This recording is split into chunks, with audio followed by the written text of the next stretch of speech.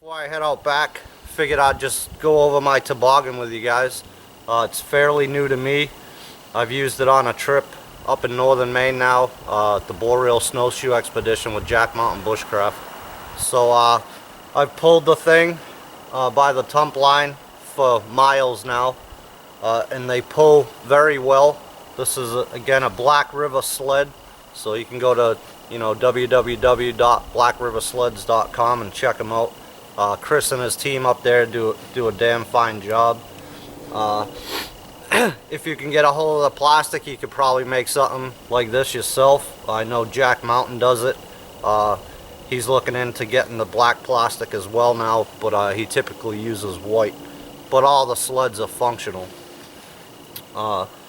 So this sled in particular, they come in 4 different sizes. They have a 5-foot petite version.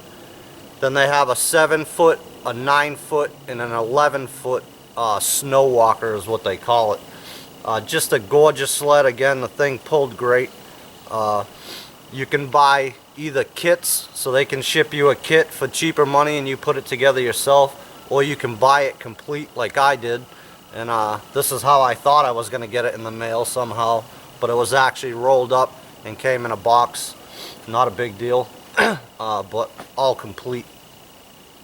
So the wooden rails here, I believe, if I'm not mistaken, are made of Michigan white ash with some linseed oil on them, I think is what they do. They have different lashing systems, or you could go without the lashing system if you want. I got it with, and it's a pretty fine setup. I like it a lot. It's pretty simple, and we'll go through that probably in the next video on how I load it up. But I'll give you guys a closer look at some of the features here, and that'll be it. Not a full review. I'm not a big review type of guy, as you know, but very happy with the toboggan, so I figured I'd shoot a couple videos on it real quick. Alright, so there's one of the cross pieces of wood. Again, BlackRiverSleds. They're out of Foxborough, Wisconsin. Again, Chris and his team do a good job. I spoke with him back and forth on a couple emails. Nice enough guy to work with, without a doubt. So there's a shot at the white ash. I believe it's Michigan white ash, excuse me. And then you can see the lashing system coming off the back of that, which have a few different names, but they're runners, if you will. They do a pretty good job. They got these brass loops with the webbing coming off of it, tied in the back, which is the lashing system to hold your gear down. You don't have to have that. Typically, just these side runners that go up the sides, eventually up to the top of the sled, and then out the front. Sometimes it's the same piece of cordage that comes out to the tump line that you pull on. Sometimes they're not. In this case, they're not, and we'll get to that. So again, just like the back has that brass loop, they go all the way up the side at each runner. Allows you to weave your lashing system to hold all your gear in place.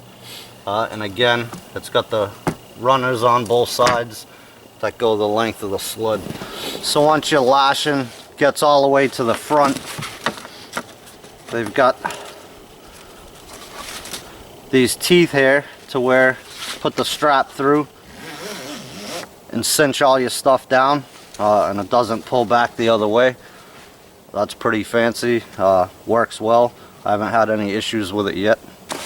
Alright, and then on the very top of the sled, they have a little loop of cordage here.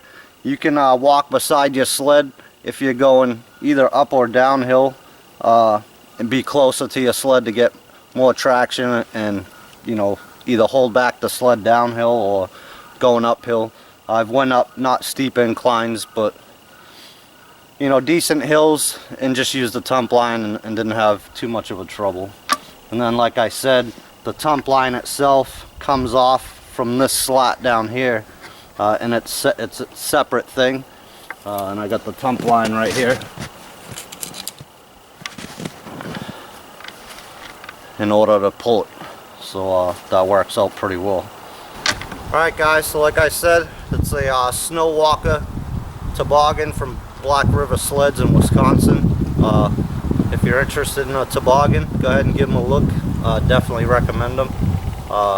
If you're savvy enough to make one yourself, all the better. But again, beautiful sled, functional, pulls very nice. I haven't had any issues.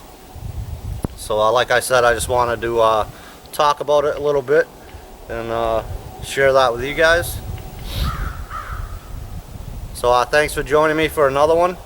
We'll get another video shot here and talk about, you know, how I packed it on my trip and some new things that I got in that I'm going to try out and go from there. So thanks for joining me again, guys. Take care, and we'll see you on the next one.